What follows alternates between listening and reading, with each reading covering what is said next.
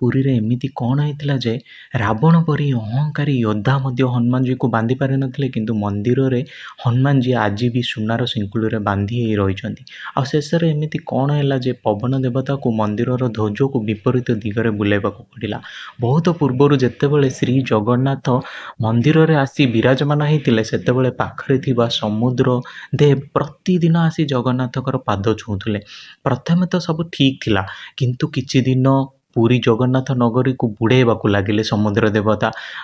ରାଗ ରିସାରେ ବୁଡ଼େଇବାକୁ ଲାଗିଲେ। ଏପରି ବାରମ୍ବାର ହେବାରୁ ମହାବିନାଶକୁ ରୋକିବା ପାଇଁ ଭଗବାନ ହନୁମାନଜୀଙ୍କୁ ସମୁଦ୍ର କୂଳରେ ପହରା ଦେବା ପାଇଁ କହିଲେ।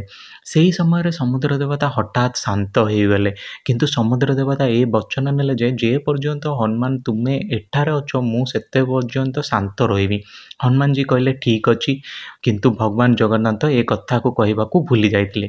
ଦିନେ ଜଗନ୍ନାଥ ପୁରୀରେ ରାମ ନାମକ ଭଜନ ହେଉଥିଲା, ହେଲେ ହନୁମାନଜୀ ନିଜକୁ ଅଟକେଇ ପାରିଲେ ନାହିଁ।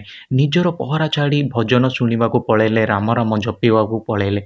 ସେତେବେଳେ ତାଙ୍କର ଯିବା ମାତ୍ରେ ଏହି ସମୁଦ୍ର ଦେବତା ପୁଣି ଆସିଗଲେ ଏବଂ ପୁରା ସହରକୁ ବୁଡ଼ାଇ ଦେଲେ। ସେତେବେଳେ ଭଗବାନ ଜଗନ୍ନାଥ ସେହି ସମୁଦ୍ର ତଟକୁ ଗଲେ ଆଉ ହନୁମାନଜୀକୁ କହିଲେ କି ହେ ହନୁମାନ, ଆଜି ମୁଁ ତୁମକୁ ସ୍ୱୟଂ କର୍ତ୍ତବ୍ୟ ଶୃଙ୍ଖଳିରେ ବାନ୍ଧୁଛି। କିନ୍ତୁ ସମୁଦ୍ର ଦେବତା ତଥାପି ଶାନ୍ତି ରହୁନଥିଲେ ଆଗା, କାହିଁକିନା ସମୁଦ୍ରର ଗର୍ଜନ ଶବ୍ଦ ପୁରୀ ମନ୍ଦିରରେ ଶୁଣାଯାଉଥିଲା, ଯାହାଫଳରେ ଭଗବାନ ଜଗନ୍ନାଥ ଠିକ୍ରେ ଶୋଇପାରୁନଥିଲେ।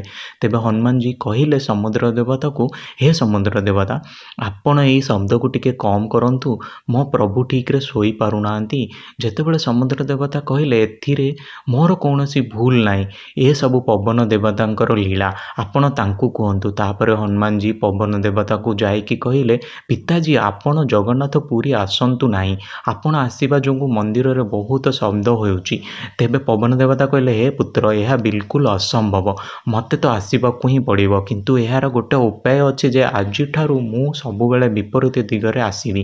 ସେହି ଦିନଠୁ ଆଜି ପର୍ଯ୍ୟନ୍ତ ସମୁଦ୍ର ମନ୍ଦିର ନିକଟରେ ଥିଲେ ବି କେବେ ପୁରୀ ଭିତରକୁ ଆସନ୍ତି ନାହିଁ କିମ୍ବା ତାଙ୍କର ଗର୍ଜନ ଶବ୍ଦ ଶୁଣାଯାଏ ନାହିଁ।